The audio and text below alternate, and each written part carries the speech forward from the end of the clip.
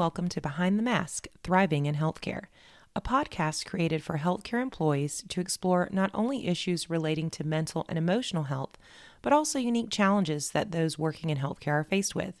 Your hosts are Adina Tucker, a licensed clinical social worker with Dartmouth Health, and Jennifer Hensey, an MSW also with Dartmouth Health.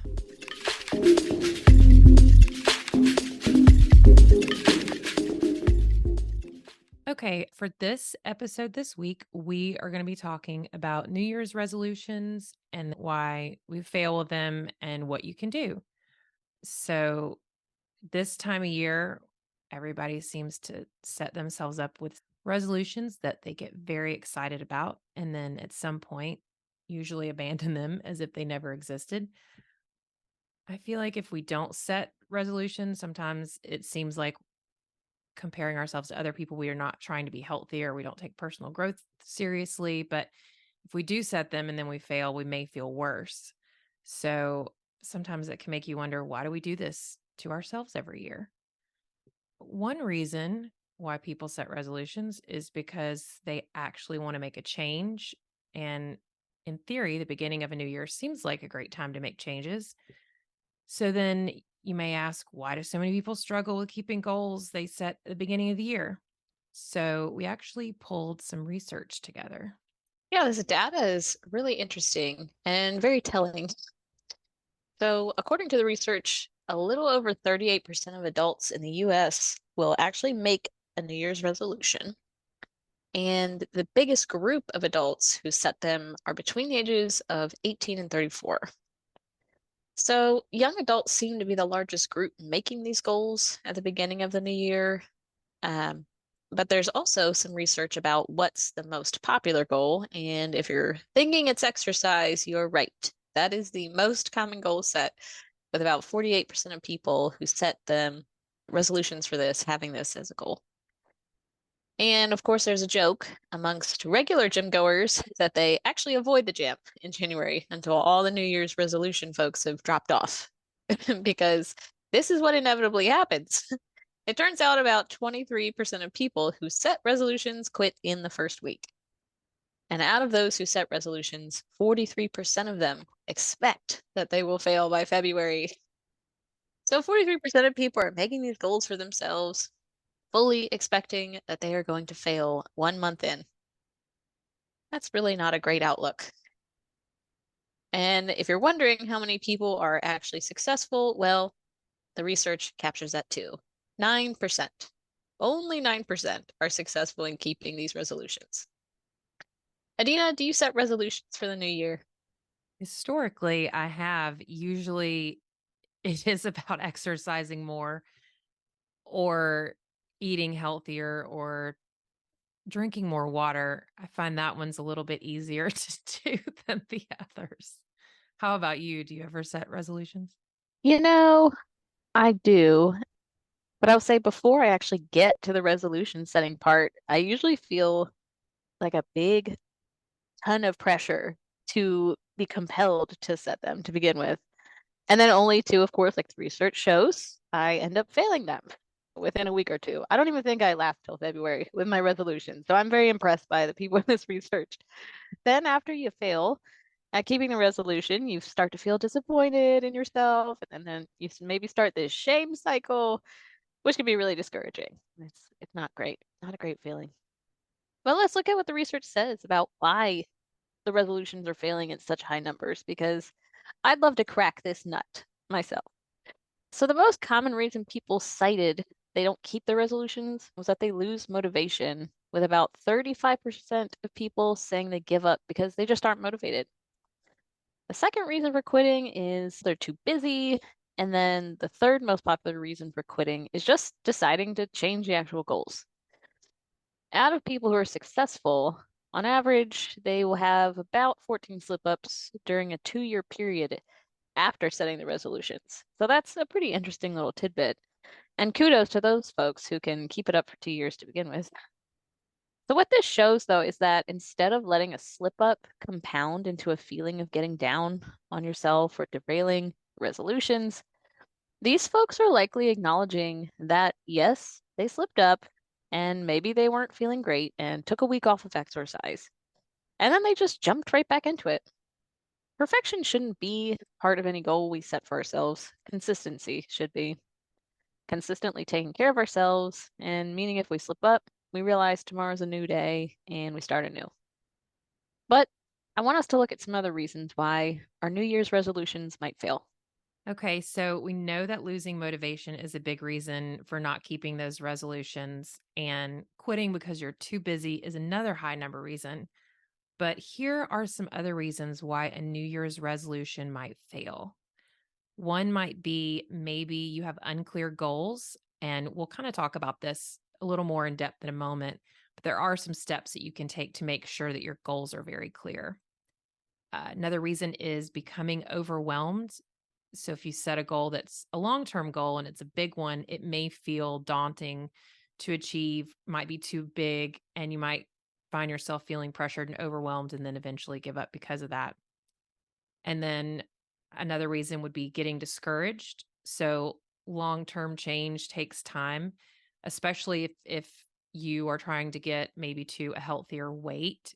You know, if we gain a lot of weight, that doesn't happen overnight. So it makes sense that losing it wouldn't happen overnight. But when you're getting into making those steps, it feels like it should because of the amount of effort. But it may take lots and lots of small itty bitty steps to get to one big change. And it's probably going to happen slowly. And if you're putting in maximum effort and then a month goes by and you don't feel like any change is happening, then you might feel discouraged and want to give up.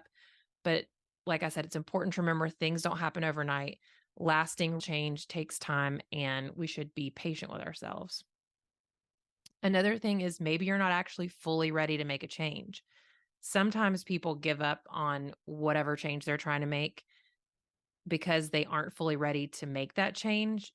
So when we're looking at making healthy changes in our lives, sometimes that means starting something new, and often it means giving up something that's maybe not great for us.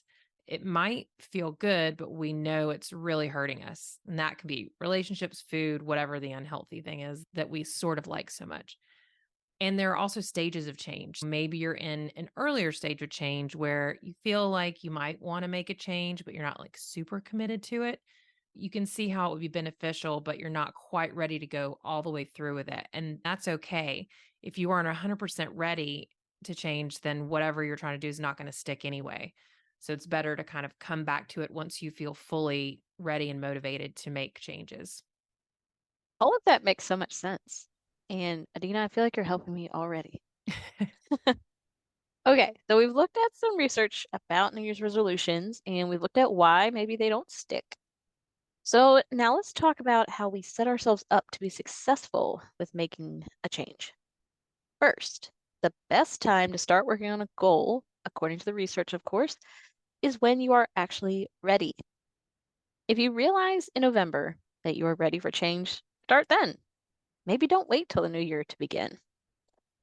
People wait until the new year or they only want to start on a Monday.